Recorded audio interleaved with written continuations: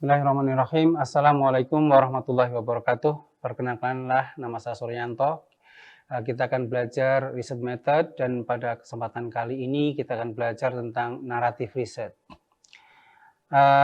Langsung saja kita akan bahas tentang narrative research. Definition of narrative research. Narrative research has an alternative name. Narrative research itu mempunyai nama-nama alternatif. Antaranya itu narrative inquiry atau narrative study. Narrative inquiry is an established umbrella term for research involving stories. Jadi narrative inquiry ini adalah istilah umum, istilah payung untuk penelitian-penelitian yang melibatkan cerita-cerita. Narrative research is a research studying how different human beings experience their world around them.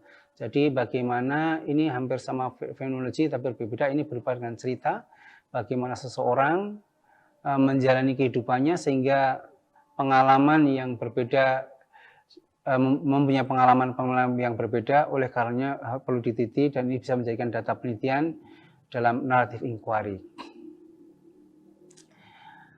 Narrative research itu mempunyai karakteristik yang pertama yaitu experience of individual. Jadi narrative inquiry ini merupakan penelitian yang mempunyai ciri pengambilan datanya dari pengalaman individu. Nah, kemudian ciri yang kedua narrative research ini adalah mempunyai kronologi, experience yang dialami oleh seseorang itu ada kronologinya. Nah, yang story diceritakan dalam narrative inquiry pasti itu life story, cerita kehidupan seseorang. Jadi kalau bukan cerita kehidupan seseorang, that is not narrative research. Kemudian ciri selanjutnya yaitu restorying. Dalam narrative inquiry itu ada penceritaan ulang. Jadi menceritakan pengalaman hidup seseorang. Nah, cerita-cerita itu ada tema-temanya, diberikan tema-tema tertentu atau kata-kata tertentu sehingga mudah dipahami. Nah, kemudian cerita-cerita itu tidak boleh terlepas dari konteks atau tempat di mana orang itu hidup atau individu-individu hidup. Karena individu di satu tempat dengan tempat lain tentu akan mengalami pengalaman yang berbeda. Nah, ciri yang terakhir dalam penelitian narrative inquiry ini atau dalam penelitian narrative ini, penelitinya pasti berkolaborasi dengan partisipan karena yang diteliti partisipannya mesti harus ada kolaborasi yang erat. Selanjutnya, apakah bentuk-bentuk narrative research itu?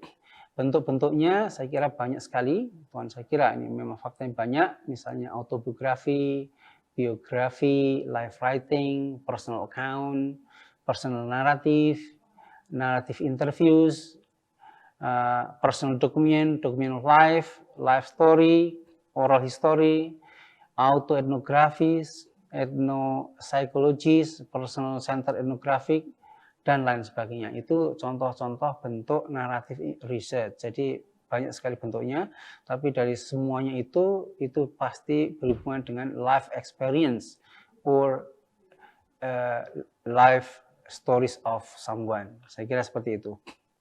Selanjutnya, bagaimanakah langkah-langkah melakukan narrative research atau narrative inquiry? Untuk melakukan penelitian narrative research, yang pertama, seorang researcher should identify a phenomena to explore that address an education problem.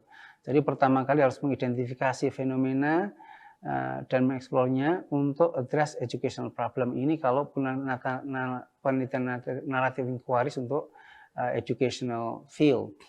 Nah, setelah kita mendapatkan educational problem yang akan diaddress dalam narrative inquiries itu, maka selanjutnya kita bisa select individual from whom you can learn about the phenomena. Fenomena itu kita akan belajar dari mana?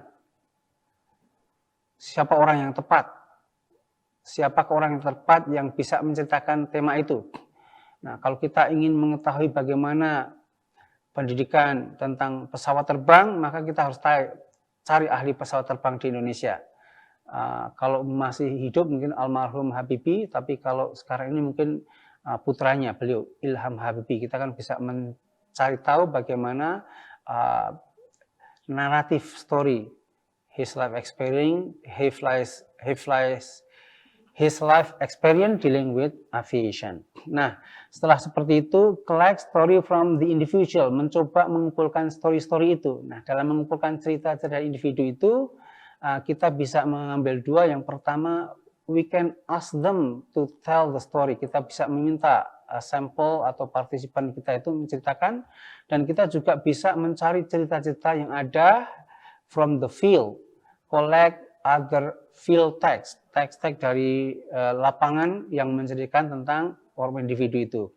Nah, setelah kita mendapatkan banyak cerita, data berupa cerita-cerita baik dari cerita orangnya maupun dari cerita lapangan, maka kita bisa menceritakan kembali atau restorying, restory or retell the individual story. Nah, dalam menceritakan ini kita bisa mempertimbangkan yang pertama, build in the past, present, and future. Jadi ada kronologinya. Dulu bagaimana, sekarang bagaimana, dan kemungkinan besok seperti apa. And then build in a place or setting. Itu settingnya di mana? Kita harus menceritakan ceritanya ada settingnya. Describe the story. Kemudian jelaskan juga story-nya itu story tentang apa dan bagaimana. Kemudian analyze the story for the theme. Coba diceritakan. Kemudian bagaimana cerita itu tema-tema. Tema masih ketika remaja, ketika dewasa, ketika dia bersekolah. Jadi ada tema-tema tertentu ceritanya itu. Nah, setelah selesai itu restorying, maka bisa berkolaborasi, melakukan step yang selanjutnya, berkolaborasi dengan partisipan atau storyteller dalam menceritakan phase of the research. Jadi riset itu dicoba berkolaborasi, tema-tema seperti apa, kemudian ditanya-tanyakan, cross-check dan sebagainya. Nah, setelah berkolaborasi dengan partisipan, membuktikan semua baik, maka kemudian langkah selanjutnya itu melakukan write a story about the participant. Mungkin personal experience atau social experience-nya ditulis di situ, dan setelah itu yang terakhir memvalidasi kebenaran dari laporan itu. Nah, itulah kalau Anda ingin melakukan narrative research. Jadi saya ulangi lagi, untuk narrative research itu penelitian yang berhubungan dengan life experience of individual. Jadi biasanya itu kita bekerja pada individual dan kita akan menceritakan, dan outcome-nya bisa biografi, autobiografi, dan sebagainya. Itu contoh-contoh narrative research yang kita bisa lakukan. Saya kira demikian untuk pertemuan kali ini. Terima kasih atas perhatiannya. Kita akan berjumpa lagi di kesempatan yang lain. Assalamualaikum warahmatullahi wabarakatuh.